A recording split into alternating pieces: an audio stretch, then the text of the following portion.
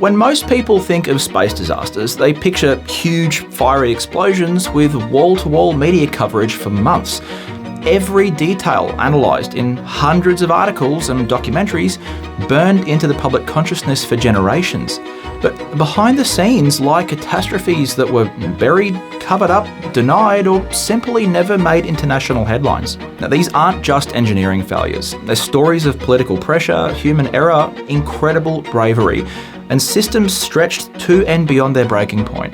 They're stories of real people trying to push the barriers of human exploration, and in many cases, paying the ultimate price. My name's Brad, you're watching Hello from Space, and today we're going through 5 of the worst space disasters you've quite possibly never heard of, and what we learned from them, which has made space travel far safer today.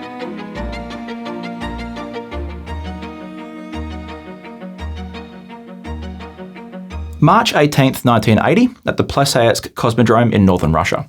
Now, crews were preparing a Vostok 2M rocket for launch, a workhorse of the Soviet space program at the time. Now, the Vostok 2M was a 2-stage orbital launch vehicle derived from the legendary R-7 ICBM, or Intercontinental Ballistic Missile, the same family that launched Sputnik and the first man in space, Yuri Gagarin. The rocket stood just over 38 metres tall and weighed around 285 tonnes.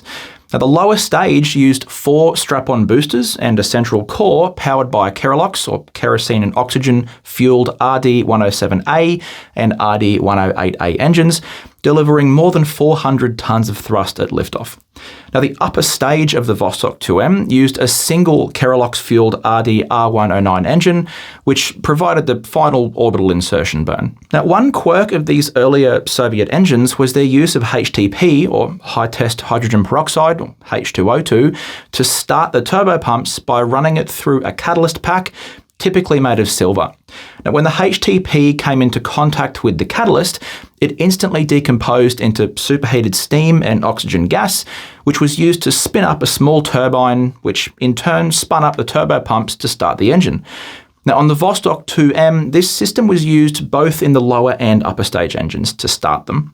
Now, if you know anything about HTP, you'll know it's really nasty stuff, and it is highly reactive with many materials. Now, on this day, the Vostok 2M was carrying a Selena D electronic intelligence satellite, part of a military program designed to monitor radio transmissions and radio emissions from NATO countries. Now, at 9:01 a.m, as technicians worked on the fully fueled rocket, a massive explosion tore through Launch Complex 43. The blast incinerated everything: personnel, support structures, and obviously the rocket itself. 48 people were killed instantly, and over 80 more were severely injured. Many of the victims were just young conscripts, military recruits with little training, doing delicate technical work. The event was investigated by the Soviets shortly after. The cause? A filter assembly inside the HTP system had been incorrectly soldered together with lead instead of tin, which was normally used. Now, because lead acts as a powerful catalyst for HTP, once contact was made, the rocket's fate was sealed. Now, the HTP, upon contact, instantly decomposed violently into superheated steam and oxygen, igniting fires inside the engines, made far worse by the hot oxygen from the HTP's decomposition, which rapidly spread to the surrounding areas, including the upper stage plumbing, triggering the kerosene and LOX tanks and setting off a massive explosion. Approximately 45 tonnes of RP1 fuel, essentially high-grade kerosene, and 111 tonnes of liquid oxygen went up in an instant, with crews still working on and around the rocket. The aftermath was a scene of absolute devastation, but what made the disaster even worse was the aftermath. Now, the Soviet government just covered it up. No public acknowledgement, no official statement. And the families of the deceased were told their sons died in a training accident. Bodies were buried quietly and documents were classified. It wasn't until 1989, nearly a decade later, that the scale of the disaster was revealed through glasnost-era disclosures and a handful of brave whistleblowers. Even today, few outside of Russia have heard of it. The blast itself was so violent it left a 10-metre crater in reinforced concrete. Forensic bone fragments had to be used to identify some of the victims. Now, this disaster is an excellent example of why today large personnel exclusion zones are maintained in and around fueled rockets. Now, rocket science operates at the extremes of physics and engineering. Even the smallest mistake, like using the wrong metal to solder a seemingly insignificant filter assembly together, can result in a catastrophe. The Starship Ship 36 explosion during its static fire at Starbase earlier this year is an excellent example of the impact the Plesetsk disaster had on spaceflight today. Now, one failed COPV, in the case of Ship 36, or composite overwrapped pressure vessel, caused an enormous explosion which ripped through and destroyed the test site. Now, in this case though, no personnel were harmed due to the understanding of the importance of exclusion zones around fueled rockets, in part due to the Plesetsk launch pad explosion.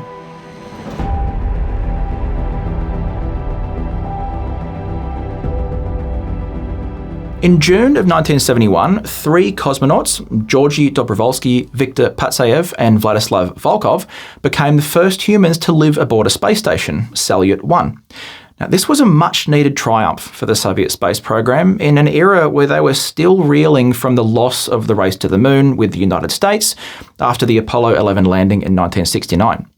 Now, the crew spent 23 days in orbit, conducting experiments and maintenance, as well as setting new duration records in the process. Now, all signs pointed towards an extremely successful mission. When Soyuz 11 began re-entry, however, something went horribly wrong. Now, Soviet ground control received data confirming the atmospheric entry of the Soyuz descent module with the crew inside.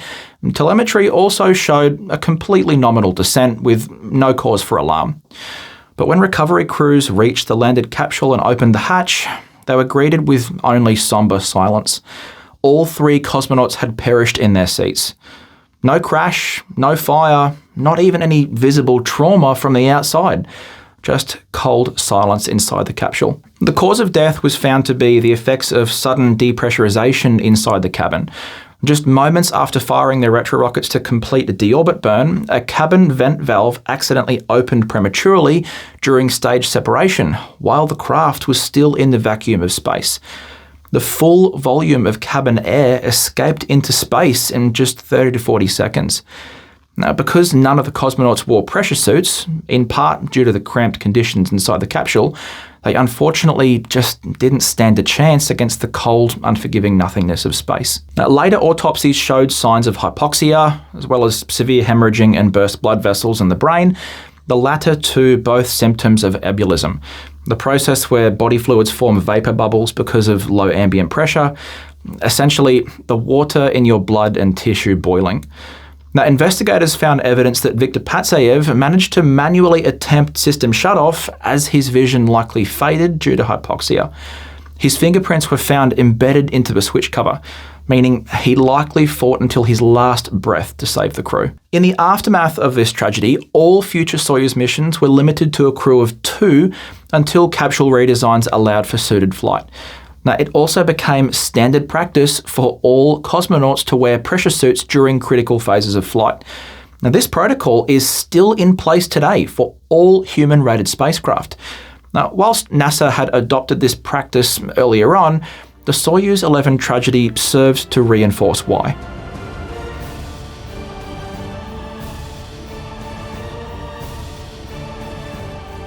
On February 15, 1996, at China's Xichang Satellite Launch Center, a Long March 3B rocket roared to life underneath the night sky, carrying the Intelsat 708, a multi-million-dollar American-built communications satellite. Now, this was a major international mission for China, the first commercial launch of their most powerful rocket to date, a chance to prove the ability of the Chinese space program to the world. But just seconds after liftoff, something went horribly wrong. Now, the rocket began to veer violently off course, rolling and pitching uncontrollably. Now, guidance commands were issued, but the first stage engines never corrected. Within 20 seconds, the 426-ton vehicle was tilting sideways, accelerating straight toward the ground instead of towards orbit. Only 22 seconds after liftoff, the rocket slammed into a hillside roughly a kilometre from a launch pad near the village of Nedelin, exploding in a massive fireball that lit up the surrounding valleys. Now, the Intelsat payload was instantly vaporized, along with the rocket's entire 340 tons of remaining hypergolic propellant load of nitrogen tetroxide and unsymmetrical dimethylhydrazine, two of the most toxic chemicals used in rockets. This is really nasty stuff. Now, Chinese authorities immediately sealed off the crash site. Foreign journalists and American engineers from Lockheed Martin, who were there as contractors, were escorted away and later confined to their hotels. Now, hours later, an official statement was released: 6 dead, 57 injured. But many who were there say the reality looked very different. Witnesses described entire buildings flattened, villages missing, and trucks quietly ferrying away loads of bodies through the night. The hypergolic fuel had rained down over a wide area, burning through homes and vegetation alike. The unofficial US intelligence assessments and later investigative reporting revealed that the true death toll was likely far higher than reported, possibly in the hundreds, though the exact number remains unconfirmed to this day. Now, to make matters even more suspicious, no names were released and no photos were ever made public. Now, this disaster triggered fairly major political fallout between the United States and China. Now, in Washington, it raised alarm over the export of American satellite technology to China and the safety of launching US payloads on Chinese rockets. Now, the result was a tightening of export controls and the eventual restriction of all American satellites from flying on Chinese vehicles, a policy that effectively ended US-China commercial space cooperation. Within China, the explosion also sparked intense debate inside the People's Liberation Army, which oversaw the space program at the time. Now, officials questioned whether the push to commercialise launch services had compromised safety and oversight. Now, today, the Xichang disaster stands as a grim reminder of why almost all modern launch sites are built on remote coastlines, launching over open ocean where strict exclusion zones are maintained during launch windows. Now, if you've ever watched a Starship launch, you'll hear this referred to as the range, the monitored safety corridor that must stay clear before any rocket leaves the pad. Because when things go wrong, as they sometimes do, the consequences on the ground can be catastrophic. Now, despite this, China continues launching rockets from deep inland sites near populated areas. In fact, they still regularly launch rockets from the Xichang site. Now, whilst no more publicly known accidents have occurred at this site, unfortunately another such incident did occur in June 2024 at a different site in the Guizhou province. Now, fortunately, this time the rocket fell into a reportedly unoccupied area and no deaths were officially reported.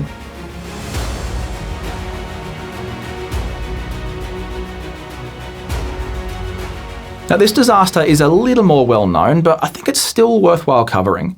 Now, while the United States was landing Apollo 11 on the moon, the Soviet Union was quietly racing to do the same.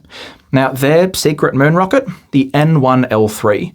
Now, standing at 104 metres, or 344 feet tall, this absolute beast of a rocket looked undeniably impressive. But its design hid a fatal flaw. 30 engines in the first stage, more than any rocket before it by a pretty large margin. Now, the N-1's NK-15 engines were only designed to handle full thrust operation once. Now, because of this, they only test-fired every third engine off the production line, meaning 2/3 of the engines that made it onto the rocket were untested until launch. Now, this obviously isn't great, but due to a peculiarity of the N-1's control system, this oversight became catastrophic. Now, of the 30 engines on the N-1's first stage, only 8 could gimbal for its thrust vector control, or TVC. Now, the N-1 otherwise relied on differential thrust for its controllability. Basically, its onboard TVC system would increase or decrease thrust of some engines to achieve control. Now, this system, however, was extremely limited given that it was controlled by 1960s-era Soviet computers. Now, due to the system's limited functionality, if one engine failed or just didn't light, to maintain pitch control, the onboard computer had to shut down the opposite corresponding engine to avoid thrust asymmetry.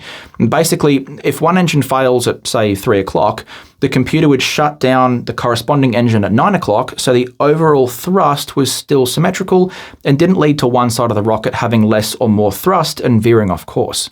Now, you're probably starting to see where the problem lies here. Every single engine failure turns into a double engine failure. This can very quickly lead to a cascade of engine shutdowns. Now, the goal was to achieve immense lift without building the kind of large, high-thrust F1 engines the US had.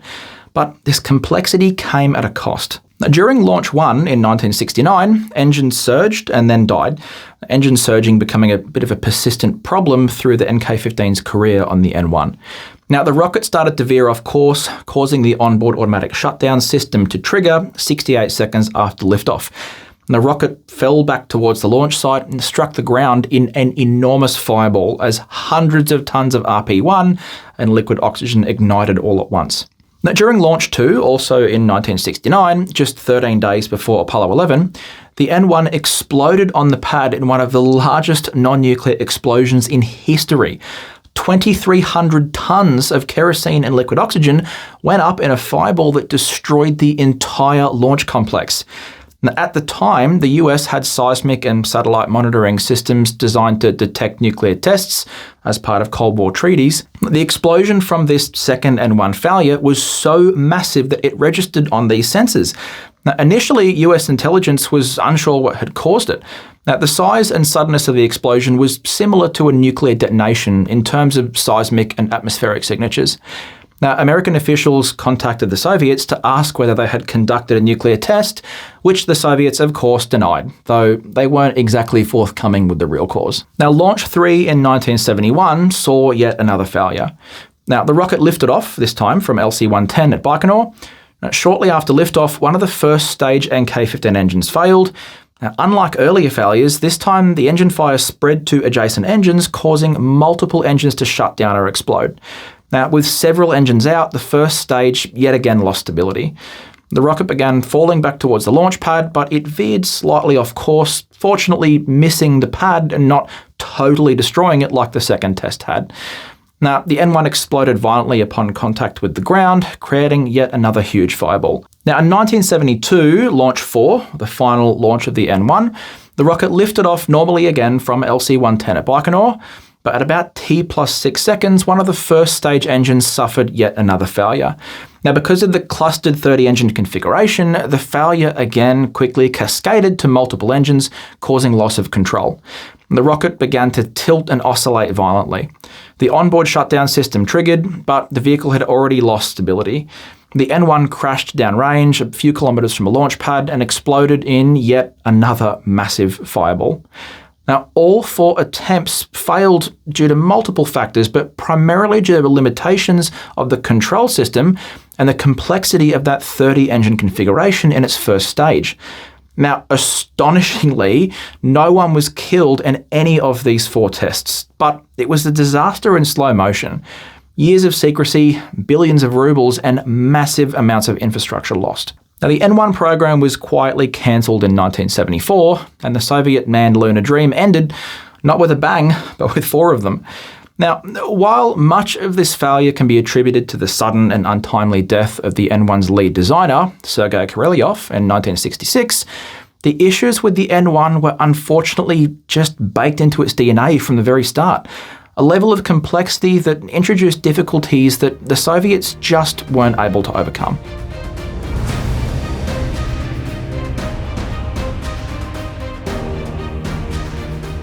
On October 24, 1960, at the Baikonur Cosmodrome, Soviet engineers were preparing the R-16, a massive new ICBM, or intercontinental ballistic missile, fueled with a potent mix of nitrogen tetroxide and UDMH, or unsymmetrical dimethylhydrazine, nasty hypergolic fuels which you may remember from the Xichang disaster earlier in the video.